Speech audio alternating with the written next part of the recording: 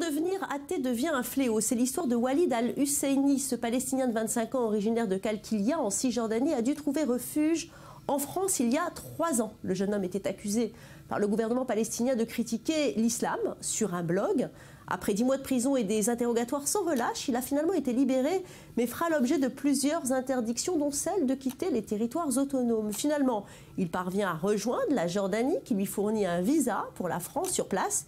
Il fonde le Conseil des ex-musulmans de France et se bat pour ceux qui, comme lui, n'osent pas revendiquer leur athéisme au grand jour. Il est également l'auteur d'un livre, Le Blasphémateur, Les prisons d'Allah, qui retrace son histoire rencontre avec un ex-musulman devenu athée. Le reportage est signé Caroline Amouyal.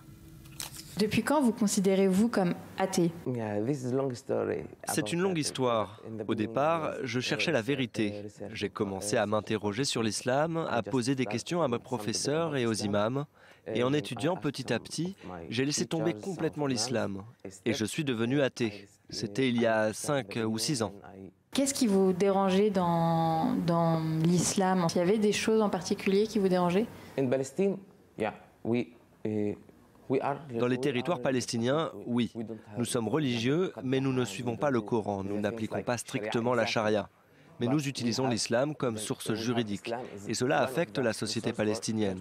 Regardez la condition des femmes, les crimes d'honneur, tout.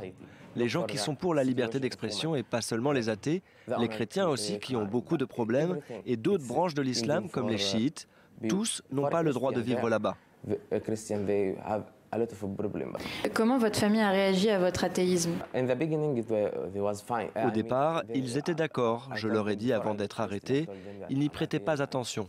Pour eux, j'étais jeune, je faisais mon chemin. Mais après avoir été arrêté, ça a pris beaucoup d'ampleur. Les gens parlaient de ça et ils ont dû dire qu'ils ne l'acceptaient pas. Mais je suis toujours leur fils et ils ne me reprochent pas d'être athée. Comment vos amis ont réagi à votre athéisme? Les amis, non, ils ne l'acceptent pas. C'est ça le problème. Donc vous avez dû couper les ponts avec certains de vos amis?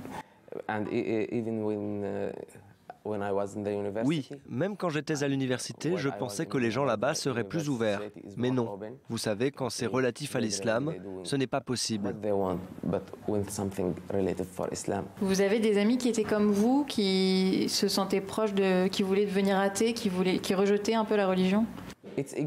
Cela existe, je vous le dis, et pas seulement dans les territoires palestiniens. La plupart des pays arabes connaissent ce phénomène et ça augmente si vite. Mais le problème, c'est que la plupart ne peuvent pas le dire en public. Ils utilisent les réseaux sociaux avec de faux noms. Certains d'entre eux le gardent même pour eux. Vous avez eu des problèmes ici par rapport à ça? Oui, bien sûr, dans certains endroits, oui. Vous avez pas été agressé, par exemple? Vous avez été agressé? Oui, oui, j'ai été agressé. Quelquefois, au restaurant, quand quelqu'un me reconnaît et dit des choses politiques, on m'accuse de mentir. Pourquoi? Parce que je critique l'islam. Une fois pour mon livre, j'étais avec un journaliste dans un café.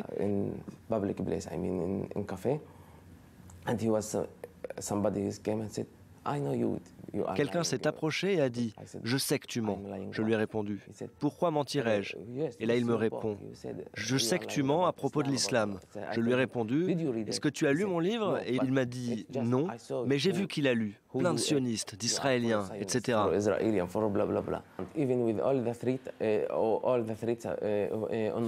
Toutes les menaces sur mon Facebook ou mon mail, je n'arrêterai jamais.